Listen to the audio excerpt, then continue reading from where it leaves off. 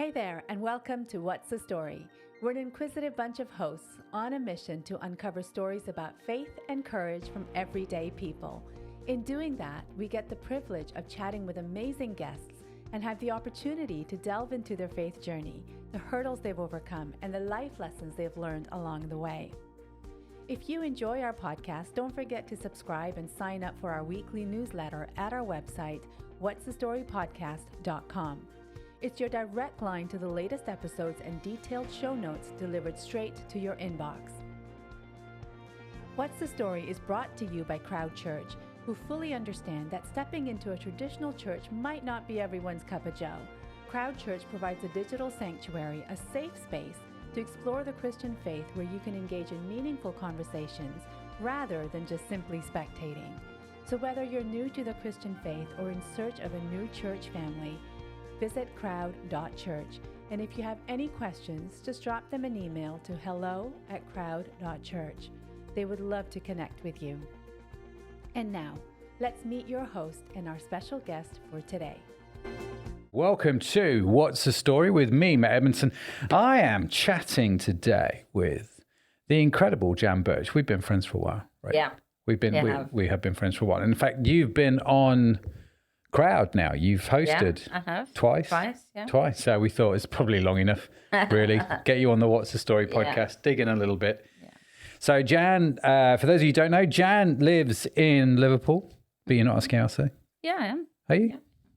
Sort of Welsh Scouser. I was born here. Really? Yeah. I did not know that. I thought you were born outside of Liverpool for some reason. No. So have you got a proper Scouse passport? Yeah. There's Liverpool on it. Yeah. Mm-hmm. Wow. Okay. There you go. Let somebody know. So Jan is actually from Liverpool. Mm-hmm. You don't sound Scouse though. The family were are Welsh. So I grew up with that influence, I think, on my voice. The Welsh influence. Yeah. To be fair, none of your kids sound Scouse either. They've grown up in Liverpool. Because maybe, I don't know, Tim's from down south, I don't know. It's posh, isn't he, Tim? Yeah. Yeah. How did your parents feel about you marrying a posh boy? Yeah. No sort of, Didn't give them any grief? No. Okay. Well, maybe a little bit. So you're married to Tim. You've got three kids. Your kids are very similar ages to mine. In fact, our kids went to the same school. Yeah. We've kind of been going to the same church for a long time. Yeah. So, we've got some crossover, as we like to say. Yeah. And so let's dig into it, shall we? So how did your Christian journey start? So were your parents Christians, or did you? I wouldn't say they were fully fledged. They were believers. Yeah. They were churchgoers. So they grew up in North Wales. Dad was from near Bangor, Mum from near Carnarvon. So they, had church sort of twice on a Sunday. Yeah. Maybe more.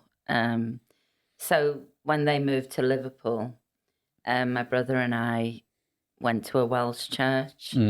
So I've got a sort of church background, I'd say, from being born. Yeah. But it was later on that we would probably call ourselves Christians. Properly understood what it was about. So you grew up in the Welsh church in Liverpool? Yeah. I don't, maybe there are. I don't know of many Welsh churches in Liverpool. There used to be about a good 3 or 4. There was Waterloo, Crosby. There was Heathfield Road in Wavertree. I went to Stanley Road in Bootle.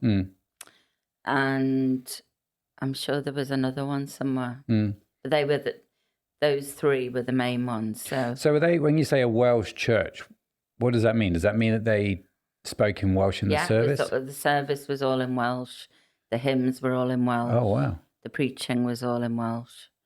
So we used to, as children, we used to have to learn a verse from the Bible and recite it every Sunday.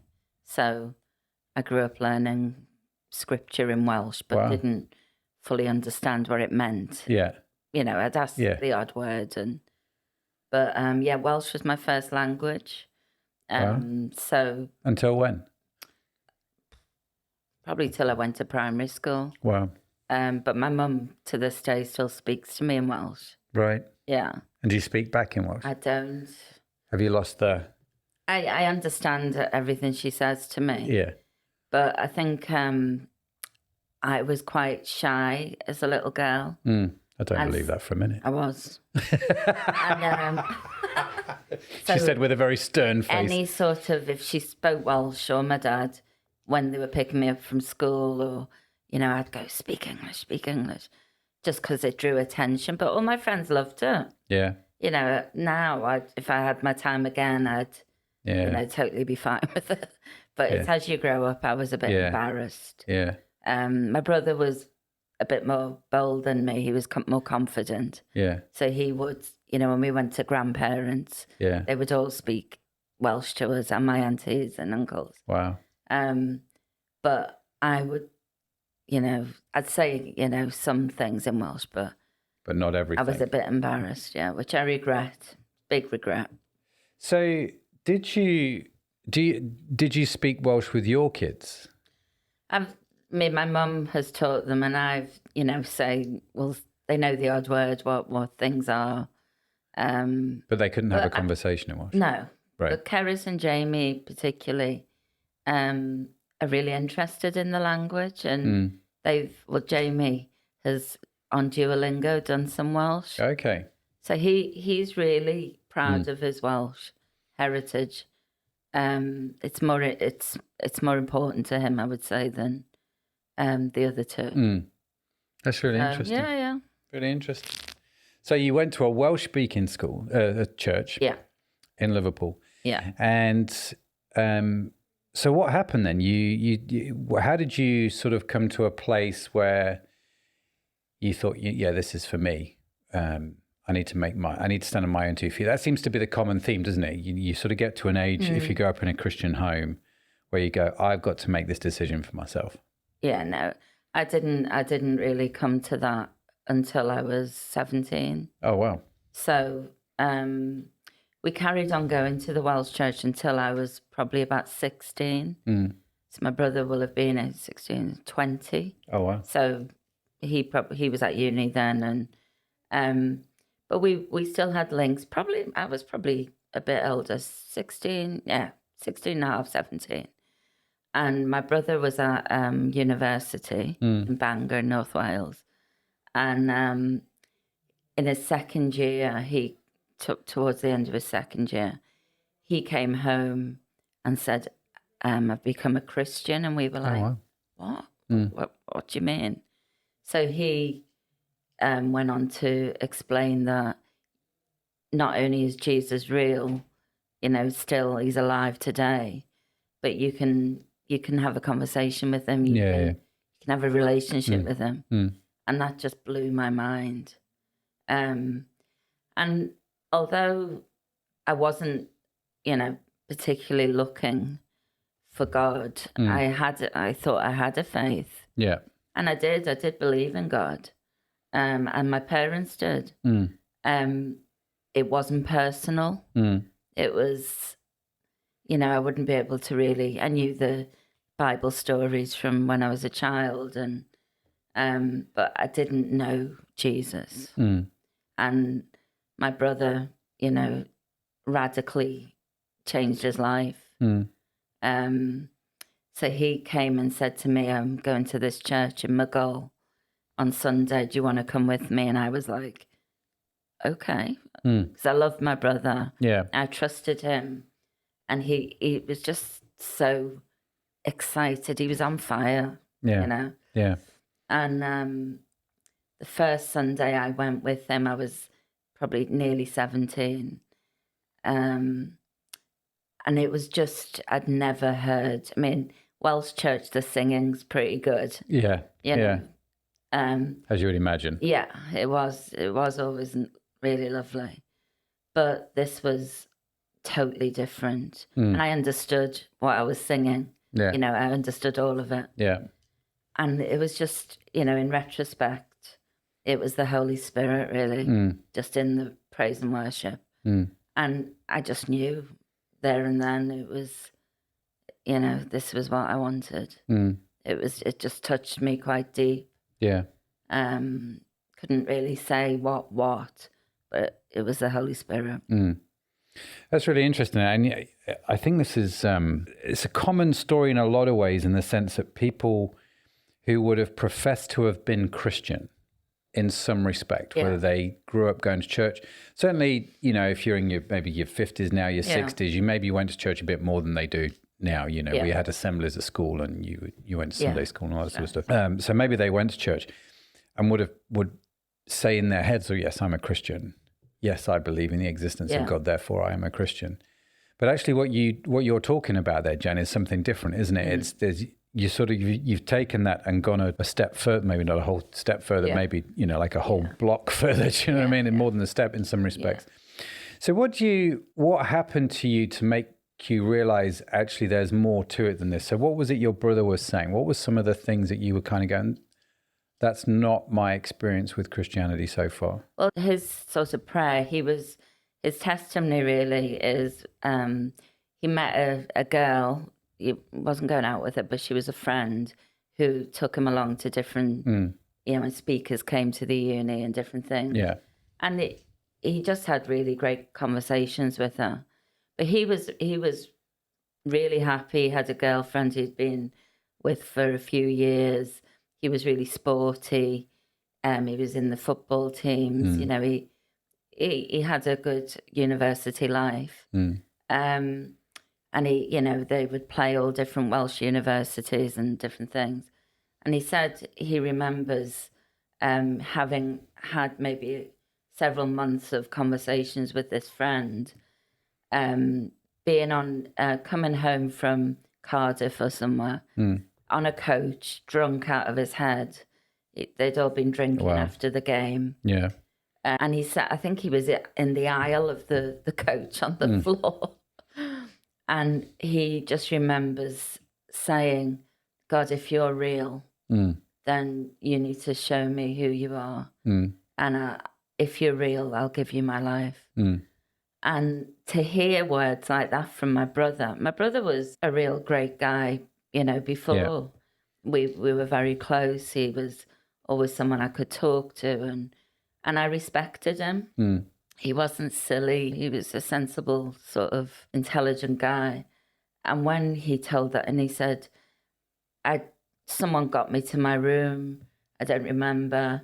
He said, but I just remember waking up the next day expecting this horrendous, you know, hangover. He said, and I remember looking in the mirror and I was just radiant. Wow. And he said, and then I remembered the prayer. Yeah. And he said, and I knew God had answered my prayer. I knew he was real. I looked completely different. And a friend came to knock on his door and they were like, what's happened to you? And from there, you know, he just went on. Right. And so him telling me those things about God, knowing him, about being baptized, the Holy Spirit, this was all new stuff. I knew of it. Yeah. But it hadn't impacted my life. Right. You'd read the stories, but it had not really. Right. Yeah. And it's interesting, isn't it? I think one of the things that we pray for our kids more than anything is that they would not only have a head knowledge about God, but that they would actually experience God for themselves, right? And having that assurance that actually it's not just this weird thing, but actually I have experienced God. I have known God and God has known me. Right. I think it's one of those things because I didn't grow up in a Christian family. No. And so I've no idea what it's like for my kids who have. Yeah. Do you see what I mean? I can't look at them and go, well, when I was their age, I kind of struggled with this because my mum and dad were like this. Yeah. I had very different upbringing. And so as they're growing up, I'm kind of thinking, well, it's great for them because it's safe, it's loving, it's kind, it's nurturing, it's all the things that you would want it to be. It's fun, you know, there's obviously the strong element of faith that undergirds what we do as parents. But yeah, having never grown up as a a Christian. I just don't know, you know. And so you do go, God, my prayer is that they experience you like I've experienced you. Do you know what I mean? That they would know you like I've known you. It moves them from something that you do out of duty. It moves from your head. It moves into your heart, and it's something which is alive and it captures you, doesn't it? Yeah. And that's always been my prayer for the kids. I think I would consider myself to have been a good person. My parents certainly were. They were kind. Yeah. They were, they were good neighbours. And they, I was taught not to lie, not to steal, just general principles. I mean, you don't have to be a churchgoer to have those, sort of ethics, morals. So I grew up in a very moral home. So sex before marriage was a big no-no. Yeah. But other things were very grey. Yeah. Yeah. My dad, would occasionally swear. My mum, very occasionally, not, quite mild. But if I'd have been caught swearing, it would have, I would have been told off. Yeah. I suppose, most kids would be. But there were certain things that, I wouldn't do in case mum and dad found out. Or, I mean, I did do some of them, but, As we all do. Yeah, of course. I was just a normal teenager. Yeah. But I would say that prior to my brother coming home and, telling me what had happened, I sort of unconsciously was looking for something. I thought it was the right boyfriend. I thought it was some sort of validation in who I was, in what I looked like, how appealing I was to the opposite sex. Those were the things that, although I, had lots of great friends, I went out, I went to parties, and my life was good. I was studying, I was doing my A-levels. Yeah. I would come home from going out at the weekend and just be like so upset. And my mum and I would sit in the kitchen. She'd wait up for me and she'd make me a cup of tea and we'd just talk. And it was usually, I wasn't prepared to go so far with guys and they would go with girls who would. And that really hurt me. It was in me that I wouldn't do those things. Yeah. And I just think, thank God, I was saved. I became a Christian at the right time because that was starting to get a bit problematic. Well, I liked someone for a couple of years while I was doing my A-levels, and he was having a big party and lived in a nice big house, and I kind of made a decision that if it kind of went that way, I wouldn't run away.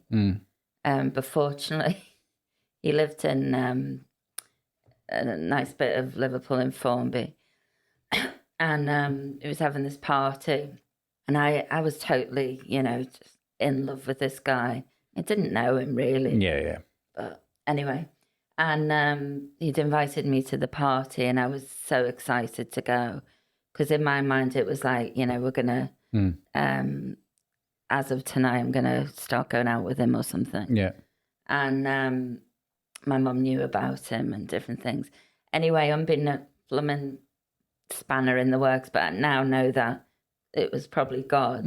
A massive, thick fog fell upon Liverpool that one night, and particularly Formby, sort of lowlands around there. It was just like a pea super, as they say. And my mum was meant to take me. She said, "I'm not driving in that. You literally couldn't see your hand." Yeah. And I was like, "Please, you've got to take me." My life will be over. It was like, this isn't going to affect my whole life. And she said, "Jana, I'm really sorry, I'm not taking you in that." Wow. So I was like, "I'll get a taxi." Yeah. And taxis weren't running as frequently. So I had to phone and say, "I'm really sorry, I can't come." And he was like, okay. Yeah, he wasn't really bothered, I don't think. But I was devastated. But I think God intervened there. Yeah. In retrospect. So did that happen before you became a Christian? Oh, yeah. I think it was just before. Yeah. Okay. It was. Yeah, and so it's interesting, isn't it? The pressure on young people back then, when you and I were teenagers, was really quite strong. Yeah. I mean, it's insane now. You know, to go and do things that just aren't great for you, and the access to things on the internet now, and the expectations and social media and the stuff that people see, and you're just like, it causes you to fall on your knees and pray for your kids a lot. I think it's just like, God spare them. Absolutely. So growing up in that environment then, and obviously you became a Christian, how has that impacted your parenting? Because obviously you grew up in a Christian environment, whereas I didn't. I'm kind of curious, how has that impacted how you do parenting? Well, it was obviously I married a Christian. So having children, from word go, they were part of the church that we go to. And, they went to certain toddler groups that were church related, and then choosing schools. And we didn't send our eldest to the Christian school straight away. We weren't sure, because we knew we wanted to have 3. Yeah. Whether we could afford that at the time. Sorry, for those listening, and you don't know what the Christian school is. The Christian school is a school here in Liverpool, and it is a private school. You pay for your kids to go there. It has to be said, it's a minimal fee. It's not what you would equate with a typical private school. And so that's what you're talking about, isn't it? If you send them to the Christian school, there is a financial cost which you need to be aware of. Yeah. So we actually sent our first to a normal school. It was a church school. And he was there for 2 years, but he was quite a sensitive little one. Not crying a lot or anything, but just, he wasn't tough at that point. He wasn't boisterous. He was quite gentle. He was quite kind. We made a decision after several months of, what do we do here? Going in, speaking to teachers, and we prayed and felt God say, have a look at the school. Yeah. And we both went, and that was loved it. Yeah. So for the next 2, we just sent them straight there. Yeah. Yeah, and they've grown up in the Christian. So part of your parenting then was obviously you put them in the Christian school. Yeah. Which was obviously very intentional. And actually Tim works there. Tim, your husband, is a teacher now at that school. He didn't at the time, but he now does, yeah. Yeah. And one of the stories I love about Tim is from one of the kids called Jeremy Prince, who started to keep a written record of Tim's most popular saying.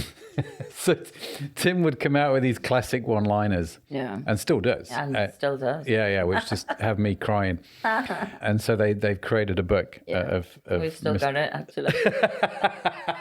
We've kept it. Yeah, and why not? Why not? Yeah, absolutely. So you grew up in a Christian home, so your kids have grown up in a Christian home. So one of the things you did is you sent them to obviously the Christian school. But I'm kind of curious, Jan, what are some of the things from your own upbringing that you thought, I need to be aware of that for my own kids? Or was there not anything? Oh, I'm sure there's hundreds of things. I think being a good neighbour, I think being a good friend, that was important for me as a mum to instill that into my children. Yeah. And Tim's very kind man. Underneath all of the bravado in school, he actually is. He'll help anyone. I just think it was doing things together as a family, and I had a very close family. It wasn't perfect, there's no such thing as that. But there were lots of things I wanted to emulate, and there were, as with everyone, a lot of things I didn't want to, but less so. Yeah. So, I just wanted my kids to be secure. I wanted them to know they were loved. There was no pressure to do or be anything. It's just loving them and enjoying them, you know. My dad was great fun.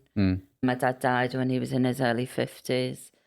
Sadly, he was fun when we were growing up. And, you know, I think I've tried to do that. And Tim does. You know. And you've got great kids, to be fair. I think Sam, your eldest, is one of the most politest people that I've ever met on the planet. Yeah. And Karis, your daughter, is just, she still cracks me up. Yes. You won't know this, but, well, I mean, you'll know this, Jan, but people listening to the show won't know this. When Karis would come around our house when she was younger and just sit and chat to Zoe, there was no filter. No. She had no concept of, maybe I should say this or maybe I shouldn't. And the stuff we found out about you and Tim was hysterical. Oh, yeah. Yeah, I won't share it on the podcast. But Sharon and I would just sit there and we'd just go, no, tell us more. We'd totally encourage her. I bet you did. Yeah. Yeah, I would have done as well. Yeah. No, keep going. Yeah. Keep going, Karis. Keep going. Finish going. Tell you the story. She doesn't do that so much these days. No, she's got a few more filters, fortunately. Oh, Grace. So, you grew up in a Christian home. You've met Tim, you fell in love, you started having kids. What's been your career path? After doing my A-levels, I didn't particularly feel I wanted to go to uni. Wasn't anything that I really strongly wanted to do. So like my brother had done, I applied to YWAM, which is Youth with a Mission. And that was based in Derby, sort of Nottinghamshire area. It was a year team, not just a DTS. So I applied for that. I went on what's called a selection weekend to this manor house in Derbyshire, which was beautiful. And I didn't get selected. Right. And I was gutted. Yeah. I met really great people on that weekend. We had loads of fun. And I just thought, I'd love to do this. They phoned me and said, I'm really sorry. You know, there was so many people showed an interest and we can only take blah, blah, blah. Yeah. And I just remember thinking, I was just gutted and thought, well, what am I going to do? I just felt really disappointed.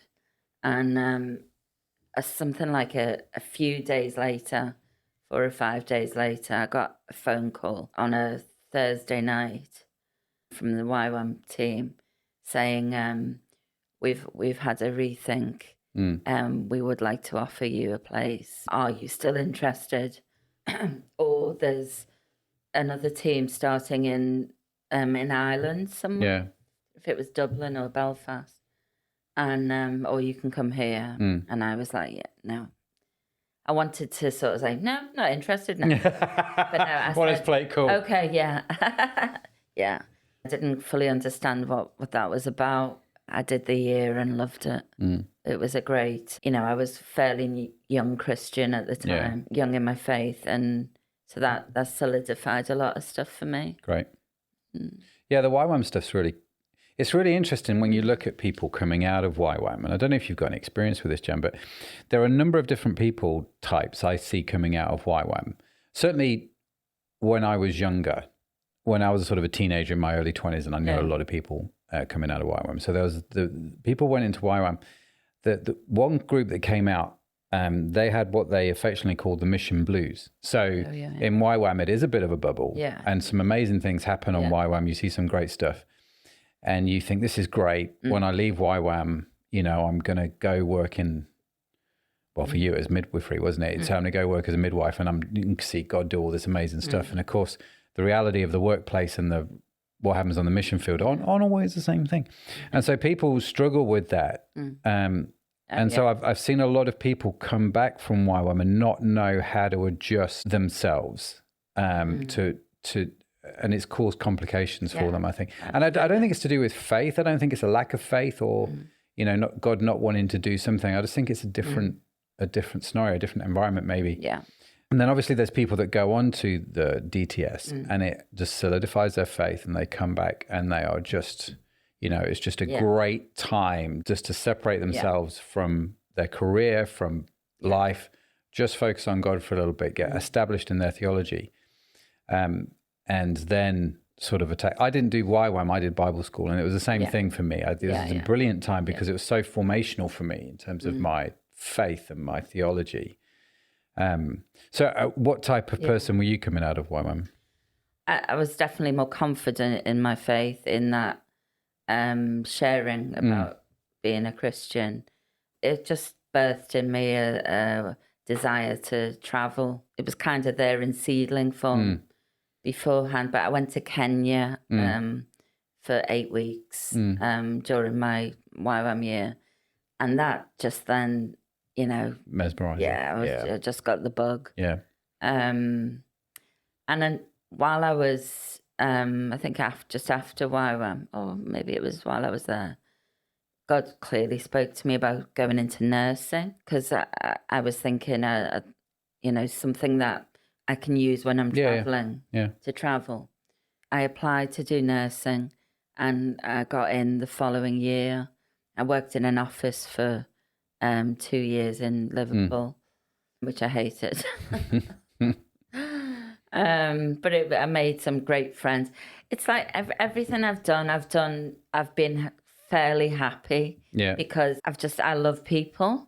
So nothing's been really awful. Yeah. I mean, latterly it has been, but then I just loved life. I loved meeting new people. I loved traveling. I loved going on holiday. I loved just, I loved my life. I think that's true for a lot of people, actually. On the whole, life's okay. Life's pretty good. I think there are some.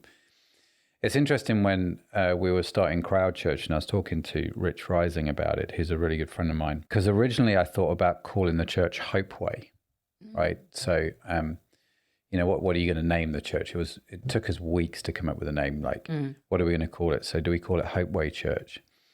And Rich was really interesting because he said to me, you know what? There are people that need hope. Mm-hmm. But if you do a church that reaches out just to people that need hope, it's quite a broken church that you've got. Oh, yeah. In a lot of ways. And actually, he was quite right. He said, Matt, I think on you, and this was for me, this is not true for everybody, but for me, there's more of a calling to reach out to people who actually think life is okay. Mm-hmm.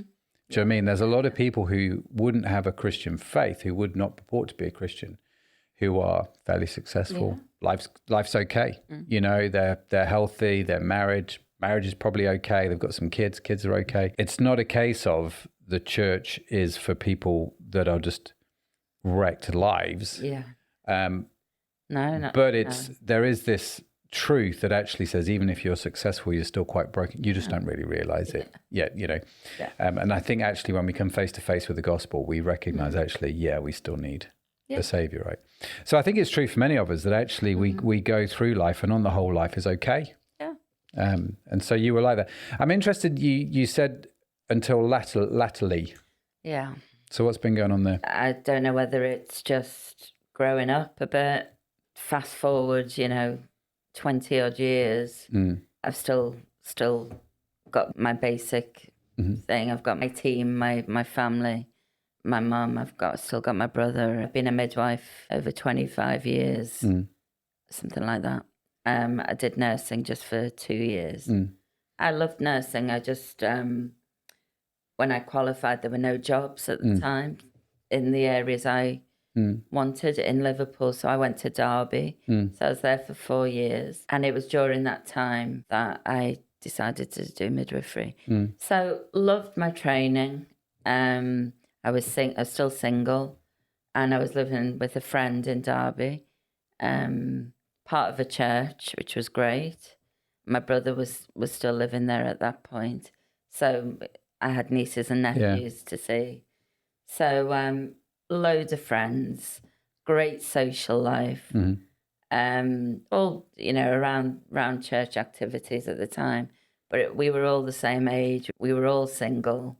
So it was just a great laugh. So that was all good. And then, now I'd say, I'm basically a happy woman. I'm very grateful for what I've got. But my job, my sort of working in the NHS as I have done, has taken its toll, Sorry, just for those listening outside of the UK, if you don't know, the NHS is our health service. National Health Service.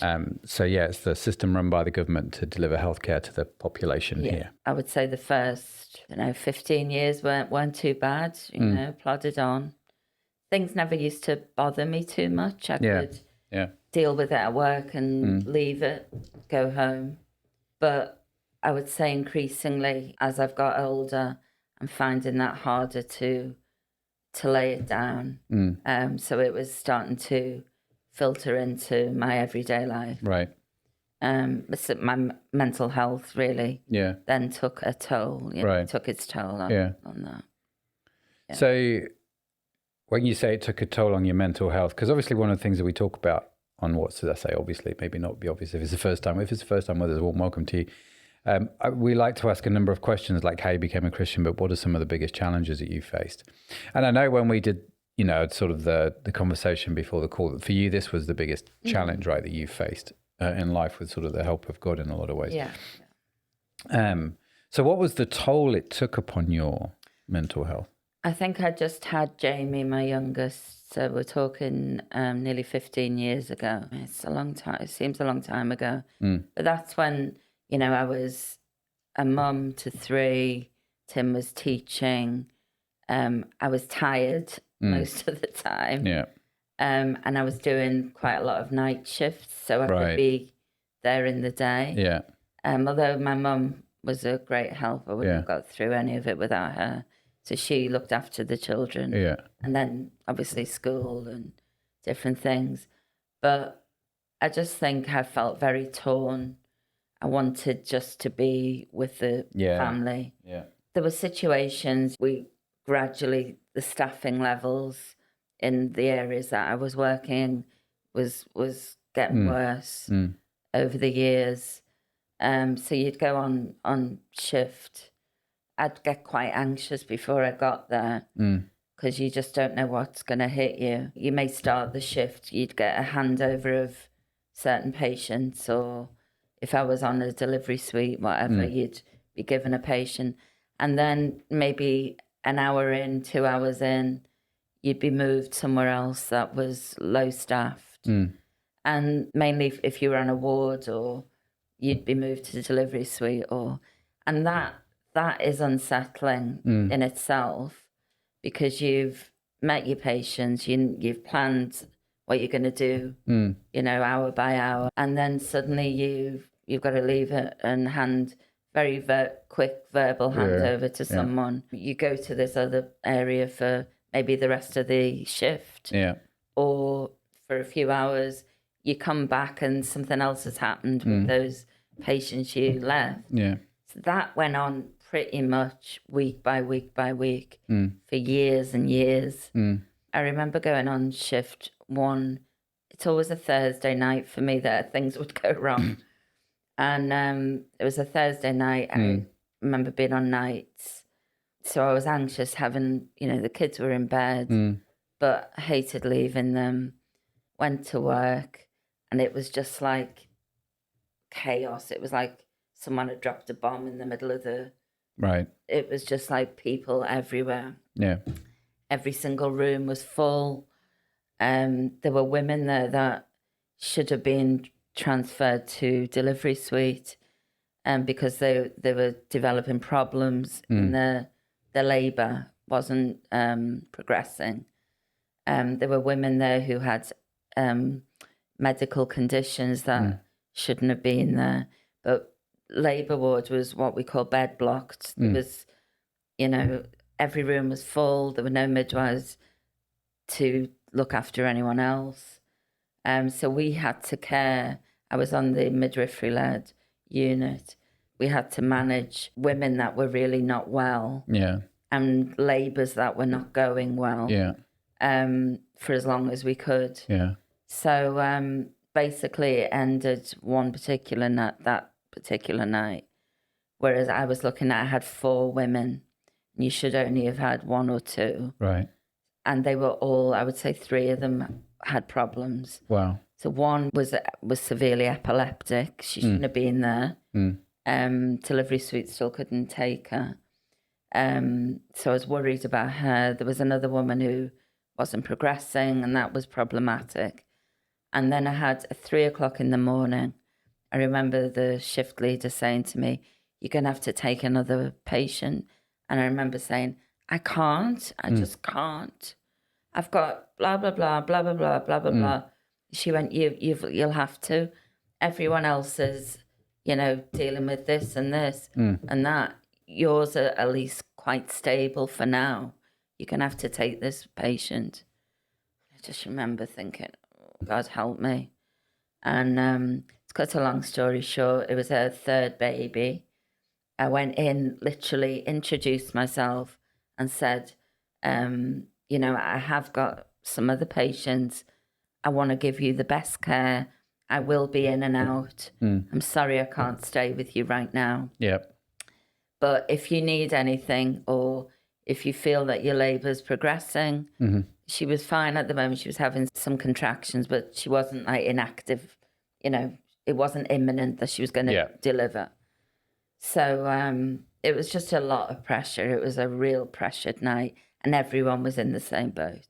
I remember going into her, talking to her, blah, blah, blah, saying, giving her gas and air, and then going to see the other women. You've got to write everything you do. You've got to document. So I was making sure my documentation was up to date. Finding out, is there a bed on delivery suite? Yeah, for any of them. No. It was just absolute nightmare. Anyway, to cut a long story short, I was with my other patient. The emergency buzzer went in this room, and me and a healthcare assistant both ran at the same time, walked in, and there was just blood everywhere. Oh, no. And she was like in shock, and the husband, the partner, was just shaking in the corner. And what had happened is she'd gone to the loo, and then the baby had just come while she was in the bathroom. So we managed to get her to the bed. Baby had fallen. She'd caught the baby. It was very traumatic for the woman. And then obviously I was feeling guilty for not being there. Not being able to stay with the woman. Managed to get her into bed, all cleaned up, did her obs. She was okay. And then I had to get a paediatrician to check the baby. The baby I hadn't seen the baby be born. Yeah. So she'd said the baby had fallen and she'd just caught, but I didn't know exactly what had happened. The cord had snapped, and that's what the blood was. Right. The baby needed a head x-ray. Thankfully, everything came back okay. Yeah. But that woman was very traumatized. Yeah. I think it was the blood more than anything else. Yeah. That was awful. And then 2 other things within... I remember going home after that shift and just said to Tim, I can't do this anymore. I'm done. I can't do it. He was like, of course you can. You just need to sleep. You're tired. I remember going into the next shift and something not as catastrophic, but, similar up there. 3 things in a very short space of time happened, and 1 baby died. Wow. Because the doctors, the obstetricians were in theatre. They weren't able to get to this woman. So I was told just to keep her comfortable for as long as possible. We had her on the tracing, and that wasn't normal. That wasn't right. So junior doctors were coming in and reviewing and saying, I can't help you. Just give her more pain relief. So that was highly stressful. And I remember finally, I looked after this woman from something like 7 o'clock, 7:30, and it was now 1 o'clock in the morning. And we were just going into theatre with her. I remember one of the consultants, we were scrubbing up ready because she was going to cesarean section. And it was a crash section, so she was having a general anaesthetic. And I remember washing my hands next to him, and he said, we're going to have a cerebral palsy here. And I just remember just feeling sick. The baby was delivered and didn't breathe at all. And the baby doctors were working on beautiful, full-term baby girl. They worked on her and they managed to induce her heartbeat with adrenaline and drugs. And then she was transferred with tubes everywhere to special care next door. And the mum was still asleep. She, had a general. And I was told to do my notes and then go into recovery and get her to the ward, blah, blah, blah. So where I was with her when she woke up, and she was the loveliest woman. And she just said, "Have I had my baby?" And I was like, yeah, you've had it. Yeah. I was like, oh, God, help me. What did I have? Because they didn't know. Yeah. I said, "Oh, you've had a little girl." Mm. And she was like, "Where is she?" And I said, "Oh, she's had to go to special care. She wasn't very, very well. When she was born." And she started crying, and I was reassuring her. And she was like, "Where's my partner?" And he was with the baby. So when she was stable enough, we transferred her to special care, where she was told, "Your baby's not going to survive. She's ill." And for the first time ever, I cried in front of a patient. There were no words. Yeah. It's her first baby, beautiful baby girl. And I just sobbed with her. Yeah. And I didn't get home till about 10:30, 11 the next morning, because I wanted to be, they held her until she died. And I wanted to be there with them. That was the worst, really. I just remember being quite numb. Yeah. And I was an experienced midwife. I'd been a midwife for a good 15 years by then. Yeah. For the first time, I'd never had depression or I was an anxious person, but I hid it. That was the start of me sort of going a bit downhill. That was 2011. Wow. So I actually went to see the head of midwifery one day. I just I didn't know what I wanted to say to her. Yeah. I just knew I had to go and see her. Yeah. And I just said, "You got to do something here." Yeah. What I went through that night, and then that night, and then that night, no one should go through that. Yeah. I wasn't angry. I wasn't shouting. I wasn't crying. I was just flat. Yeah.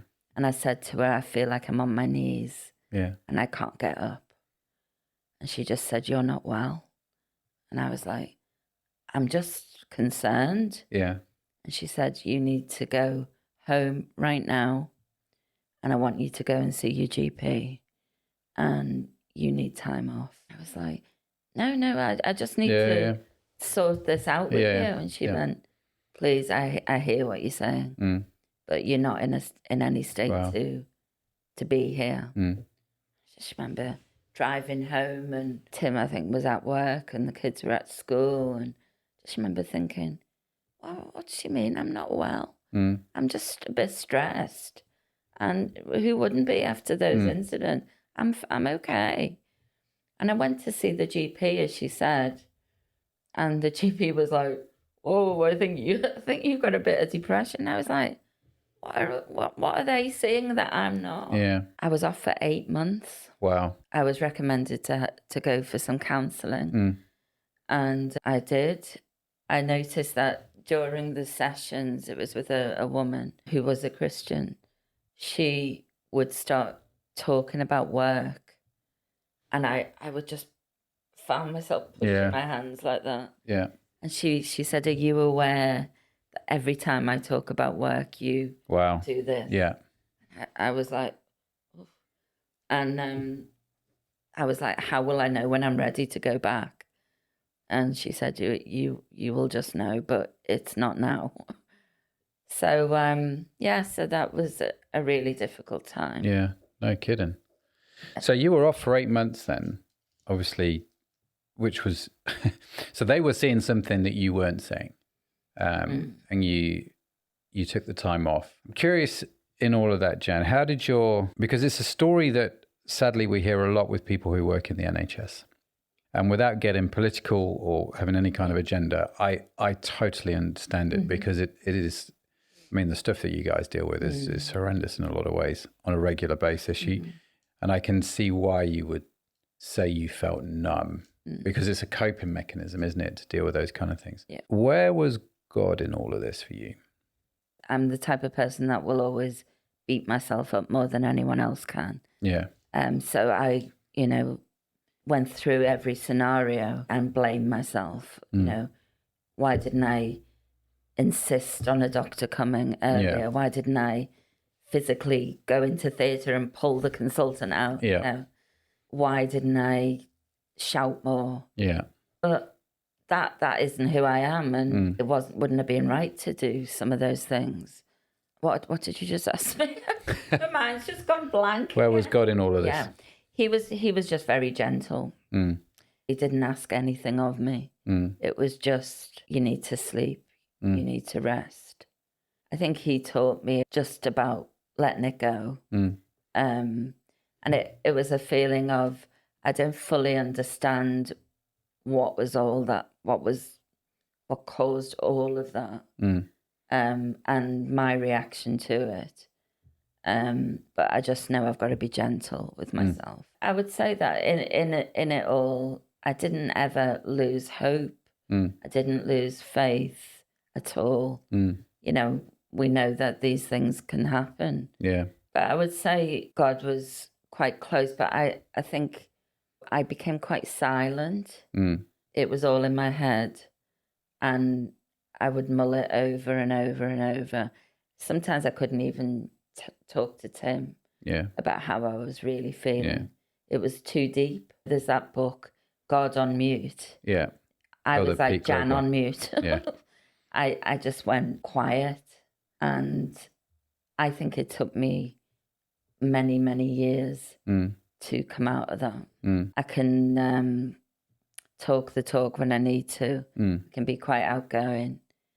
But there's something in that experience, I don't know if it damaged me or it changed me. And I would still be able to be the same mum with the kids, and probably Tim saw the real me. But I think as nurses, as midwives, as teachers, we're great actors. So you know how to put the front on. Yeah. And I think I probably became very good at doing that. Right. So people would always say, Jan's dead chilled, she's laid back. But underneath, I was really hurting and a bit confused. And were you aware when you were quiet that actually underneath the mask you were hurting? You knew you were putting a mask on? Yeah. Because sometimes people do masks to the public, but they're actually deceiving themselves more than anything. I did know, yeah. Right. Yeah. Therapy is great, but it wasn't comfortable for me. Right. I didn't enjoy, because of my job, I'm usually the one asking the questions. And are you okay? It wasn't easy for me to go into therapy, or I don't think I was very good. It wasn't easy for her to have me. So if you could, I mean, you've come through it. There's some scarring by the sounds of things, as there inevitably is with these things. If you could go back to a certain point in time and have a conversation with Silent Jan, or, when this was all starting to kick off, what would you have said to yourself? It's not your fault. This is a much bigger issue than you think it is. Yeah. It knocked my confidence. Yeah. For a long, long time. I don't think it's ever been the same. I've doubted myself, many times. But I just think, actually, when you look at it from an aerial point of view, it was destined to happen. And it sadly it's going on still all over the country every day. Yeah, those things, and with A&E and doctors are on their knees, nurses are on their knees. I'll protect the NHS. I love it. I don't regret my career. I've met the most amazing people. Yeah. I've laughed so hard. Yeah. I've cried so hard. It's been fab. It's been right for me to do what I've done. But it's getting harder out there. Yeah. It's not easy. No. I mean, amazing, the NHS, absolutely amazing. Yeah. You're still in the NHS. You're now a community midwife. Yeah. So you get to hang out in your car a little bit and listen to music. Is that right? And that's great because I listen to podcasts like this. Listen to the What's the Story? You were telling me about the Rob Brown one earlier. Yeah. In all of this, Jan, because one, I'm aware of time. Two, I'm aware that people listening to your story will be going, I am going through something similar, because so many people do. What's the one thing that God's taught you in all of this? What's your one message? I think I've learned it's okay to be really low. It's actually really good to ask for help. But it's like this old smiling, all dancing, all, perfect Christian life. It's a load of nonsense. Yeah. It's like, you've got to be real, be honest. And God is still God, nothing changes in that respect. He has never left me. I've been silent to him, but he has always been there. Yeah. And I know that. Yeah. The verse that has always been really important to me is, the night is nearly over and the day is almost here. Yeah. And that I would say I've never lost hope. Right. Even in the NHS, even in the worst days now, and there've been quite a few the last few years of a different kind, but where I've just thought, I'm out of here. Yeah. But where do I go? What do I do? Yeah. But God's God, and He's good.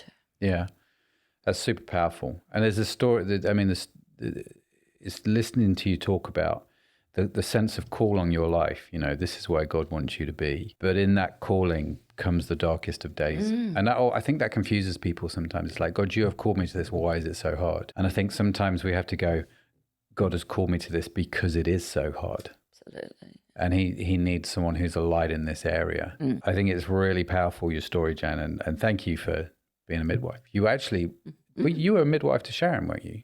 Yeah. My wife. With Zach. Yeah. So what was it, Josh? I don't know. One of the boys. Yeah, you're definitely involved somewhere. I remember coming down and going, oh, hello. I remember not delivering food, because we bring food when you have a baby. Yeah. And I was on the rota. I remember Sharon phoning me, or you phoning me, on the night when it was me, saying, oh, thanks for that food. That was so yummy. We're so full. And I went, and I went and got a takeaway for you. Yeah, I remember. Like, thanks. Yeah. I just remember it was very sarcastic. Yeah, well, it's just how we communicate, isn't it? But I remember the takeaway because, and God love it, and the way it works in church, in the church, where we were, when you had a baby for like a week or two, people from your community bought you meals, and it was this amazing blessing. But what tended to happen was, certainly by the time you'd had 3 kids, the meals were all kind of spaghetti bolognese or chili because mincemeat was cheap and also they're easy to prepare, right? And also, everybody likes spaghetti bolognese. Yeah, I don't. Okay. That's maybe something you should pray through. And so when you came around with the takeaway, we were like, thank you, Jesus. I hope more forget. It's just really funny. And I think we learned from that actually, because we were like, this is really interesting. So when we do meals for other people, when they had babies, we were like, let's do the takeaways, let's do some chicken thing, let's just do something that's a bit, a bit more mixed up. But thank you to everyone that did bring us a meal. By the way. Absolutely. Not to complain in any way, it was all wonderful. Jan, listen, thank you so much for coming on. Oh, thank you. Sharing your story. Oh no, it's been great. Really, really enjoyed it. And you can find more about Jan on, you're going to be on Crowd again, aren't you? Yeah. Yeah, can't get away. Hope so. Yeah. And if you want to get hold of Jan, if you've got any questions for her, reach hold of Jan through the What's the Story website, and I'm just filling the contact form. Jan will get it. It's not a problem. Or contact her via the WhatsApp, and we'll make sure you get it. So you're a legend. Love the bones off you, lady. You're awesome. Thank you. And just like that, we've reached the end of another fascinating conversation. Crowd Church is a digital church, a community, a space to explore the Christian faith, and a place where you can contribute and grow. To find out more, check out www.crowd.church. And don't forget to subscribe to What's the Story on your favorite podcast app. We've got a whole lot of inspiring stories coming your way, and we really don't want you to miss any of them. What's the Story is the production of Crowd Church. Our fantastic team is made up of Anna Kettle, Matt Edmondson, Tanya Hutzalak, and myself, Sutha Fainin. We work behind the scenes to bring these stories to life. Our theme song is the creative work of Josh Edmondson. If you're interested in the transcript or show notes, head over to our website, what'sthestorypodcast.com, and sign up for our weekly newsletters to get all this goodness delivered straight to your inbox. So that's all from us this week. Thank you so much for joining us, and we'll catch you in the next episode. Bye for now.